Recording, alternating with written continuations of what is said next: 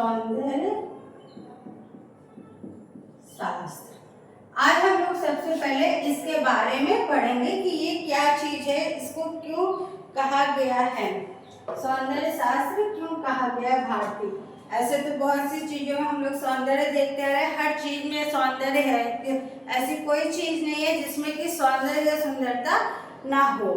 तो उससे पहले हम लोग जानेंगे कि सौंदर्य क्या चीज होता है। सौंदर्य क्या होता है, जो हमारी भावनात्मक होती है, जो हमारा संवाद होता है, उसको सौंदर्य कहा जाता है। ये भावात्मक स्थिति होती है, जैसे कि जो भावात्मक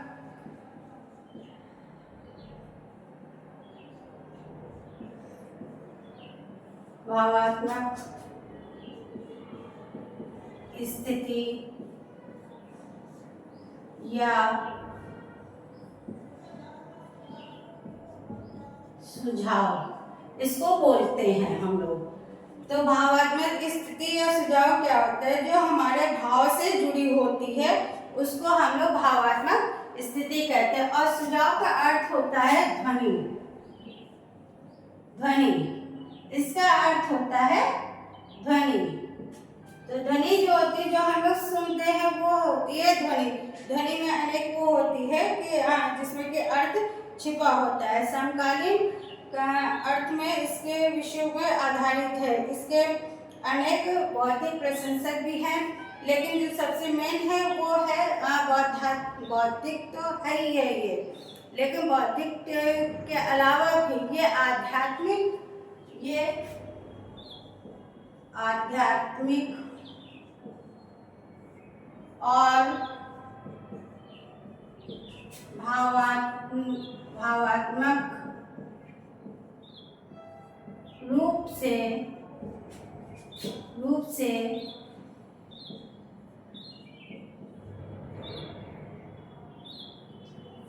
से जुड़ी हुई है। यह आध्यात्मिक और भावात्मक रूप से जुड़ी हुई है। इसमें जो जुड़ाव है वो आध्यात्मिकता की ओर से और भावात्मकता पे ज्यादा जोर दिया गया है। इसमें जो मेन मुख्य रस है, जो मुख्य तत्व है, वो रस है।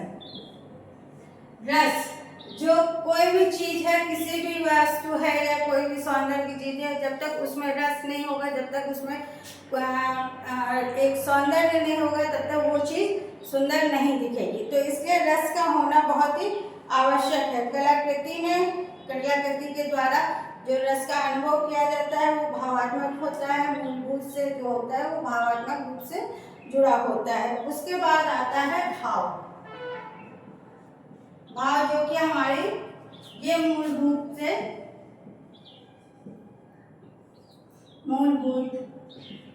रूप से रस,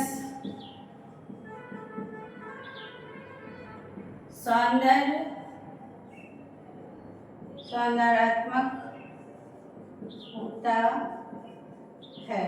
वहीं जो भाव होता है वो हमारी भावना से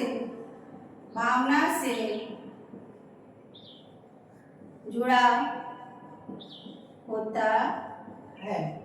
ये हमारी भावना से जुड़ा होता है। इसके बाद जो हमारी भावना से होता है, जो क्षणिक होता है, जो कि क्षणिक होता है। क्षणिक का मतलब होता है जो कुछ समय के लिए, ये क्षणिक होता है। क्षणिक का मतलब कुछ समय के लिए, कुछ समय के लिए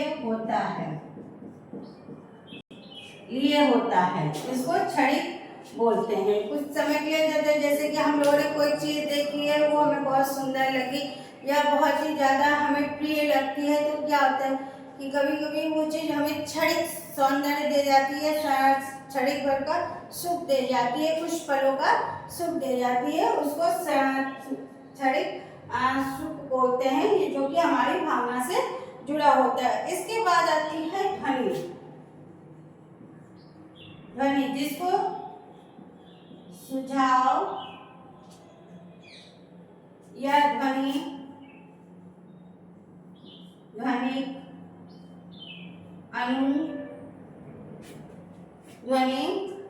अनुनंद अनुनंद भी कहा जाता है। जो कि ध्वनि जो होती है, सुझाव जो होता है वो क्षणिक होता है। इसमें कई चीजें आती हैं जो छिपे हुए अर्थों में होता है, जैसे कि बहुत सी चीजें ऐसी होती है जो गुप्त होती है, जो छिपे हुए अर्थों में हमारे सामने प्रकट होती है, उसको हम लोग सुझाव या ध्वनिक अनुनंद कहा जाता है। इसके बाद जो हमारे आते हैं, इसके 3 प्रमुख आलोचक होते हैं।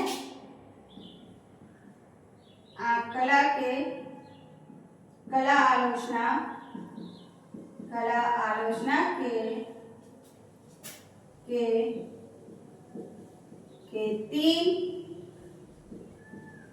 तीन सिद्धांत हैं।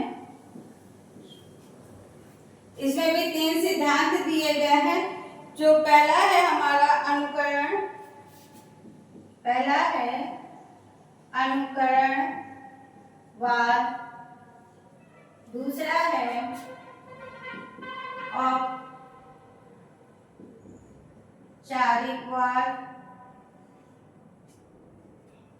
औपचारिकवाद है, और तीसरा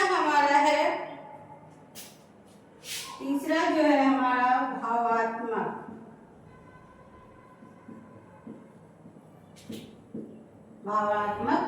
होता है। ये इसके 3 आलोचनात्मक सिद्धांत होते हैं। वहीं इसके जो 3 जो सुख के जो सिद्धांत होते हैं,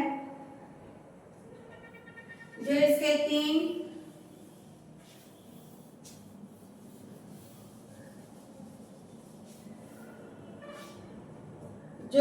इसके सौंदर्य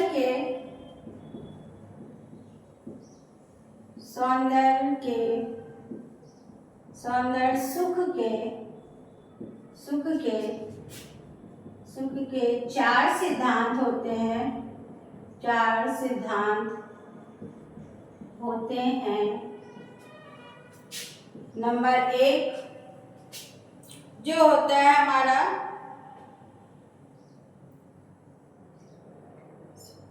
न्यूनतम साधनों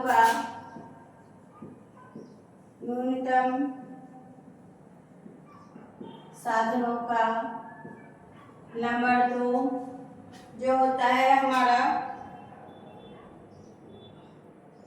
विविधता में एकता, विविधता में एकता का।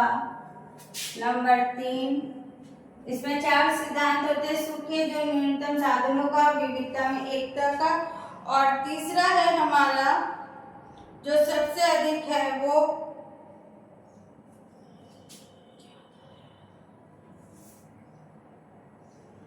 सबसे उन्नत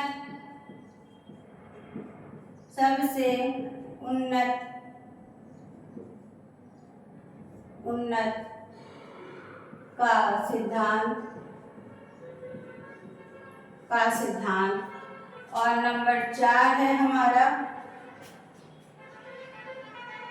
इष्टतम का सिद्धांत। इष्टतम का सिद्धांत। ये इसके सुख के 4 सौंदर्य शास्त्र के 4 सुख के सिद्धांत हैं। और ये इसके जो 3 आलोचनात्मक सिद्धांत है वो अनुकरणवाद है, औपचारिकवाद है और भावात्मकवाद है। ये इसके आलोचना के 3 सिद्धांत हैं। अब इसके जनक की बात आती है। जो इसके सौंदर्य शास्त्र के सिद्धांत के जनक हैं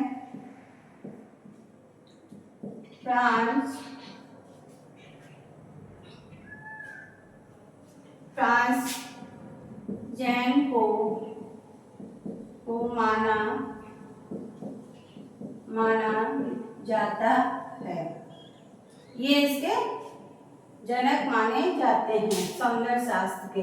सौंदर्य शास्त्र के तो वैसे सिद्धांत जो माने जाते हैं वो बाउमगार्डन को माना जाता है। उन्होंने सौंदर्य शास्त्र की अनेक परिभाषा दी है और उसका बहुत ही अच्छा सौंदर्य के बारे में बहुत अच्छा अनुवाद भी किया हुआ, विचार अपने प्रस्तुत किए हैं उसमें।